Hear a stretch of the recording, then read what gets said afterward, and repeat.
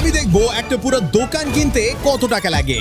প্রথমত আমি এখান থেকে সমস্ত চিপ সংগ্রহ করব। আপাতত আমাদের পুরো এলাকা পূরণ করতে হবে আর আমাদের দোকান খালি করতে হবে। আমার প্রিয় বিস্কিট হার্লজি, এগুলো এখানে রাখুন। আপনার প্রিয় বিস্কিট কোনটি? আমার বোরবন।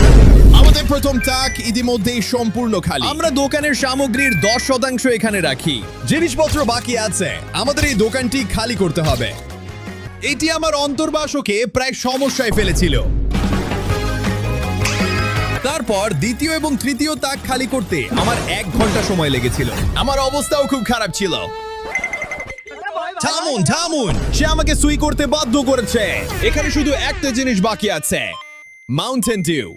এই দোকানটি দেখতে আগে এইরকম ছিল এবং এখন এটি দেখতে এইরকম। ভাই, মোট বিল 1,42,586 টাকা। এই জিনিসগুলি সঠিক জায়গায় পৌঁছে দেওয়ার সময় এসেছে।